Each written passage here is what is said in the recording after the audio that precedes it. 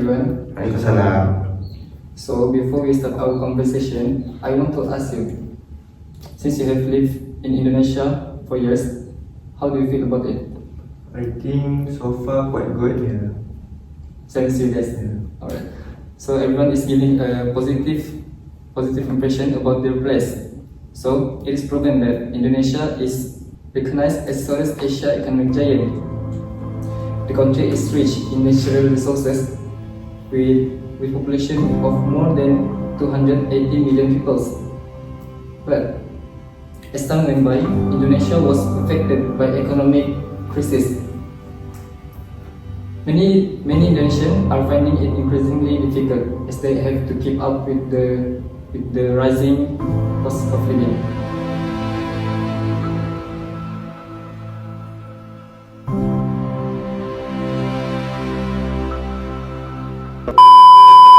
I'm your moderator, Muhammad Rizal bin Muhammad Asri, and joining me are three panelists who will share their views.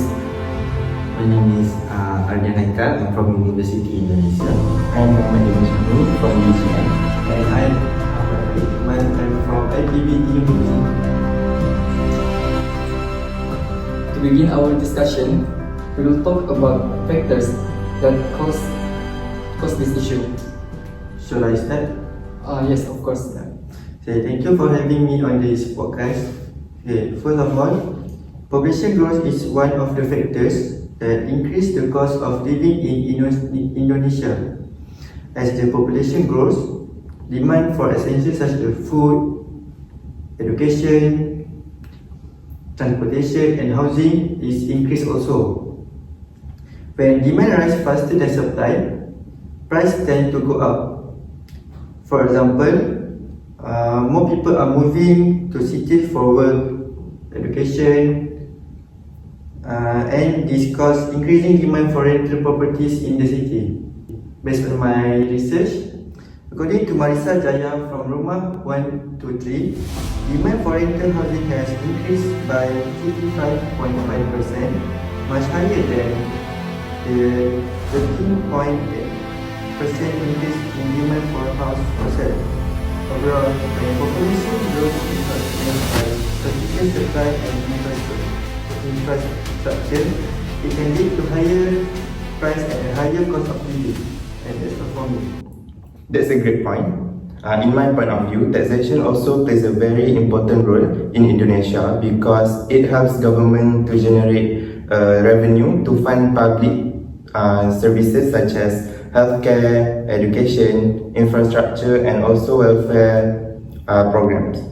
Recently, Indonesia actually introduced several tax reforms, including Core Tax Administration System, which is known as CTAS, and they also plan to increase the VAT, value-added tax, from 11% to 12%. So the main reason for this reform is because Indonesia tax to GDP ratio is relatively low compared to other countries. So through CTAS, the government hopes to improve the tax collection and make the tax system more efficient. However, the VAT increase may cause the price of some goods and services to rise, which can increase the cost of living and reduce consumers' power to purchase goods. So this will affect mostly on medium income households. So despite these challenges, Indonesia tax revenue has shown an improvement. So this means that the reform are helping to strengthen the government finances. That's all from me. For me, I always thought of Professor Dr. Emil Salim saying, economic development should benefit people and ensure the well-being of the society. One major factor is the weakening of the Indonesian rupiah. During global crisis or international conflict, investors often move their money to the strongest economic countries such as US or Singapore, and as a result, as the demand of the US dollar increase, rupiah Indonesia will lose the value, and is making the import goods more expensive. Another factor is the rise in global oil price, especially due to the tension between the US and Iran. I think you guys aware about it. The higher oil price increase, the transportation and the production cost also will increase, causing the price of the food, goods and service to rise. This factor cause people struggle to live in Indonesia because the price of goods rise and their income cannot support their expense. That's a very good point, Haidar. But from my personal observation, inflation is also one of challenges that impacting the daily cost of society. As we have known, inflation refers to the continuous decrease in price level of goods and services in period. For example, the COVID-19 pandemic. To curb the spread of the virus, the government has implemented movement control orders. This restricts any business operation and economic activities, and as a result, the production of goods interrupted and became limited that pushed the price up. So since everyone have dropped their point, we'll move on to the next session. So I am curious about the possible way to address this issue and restore balanced economic growth. Panelists, can you share us your view? Okay, I will start. First of all, I think individuals can play an important role in managing the rising of living through very good financial habits. One of the most effective ways is by creating a monthly budget, tracking the income and expenses. This helps people to prioritize the essential needs such as food, housing, transportation, and healthcare while reducing unnecessary spending. Another important step is by building saving and emergency fund. Having saving can provide financial security during periods of rising cost of living and unexpected expenses. People can also compare prices, look for discounts, and make informed purchasing decisions to reduce their daily costs.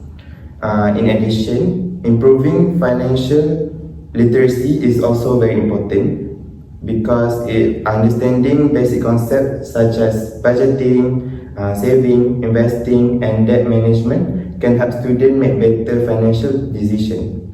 Some people may also increase their income by taking part-time jobs and starting a small business.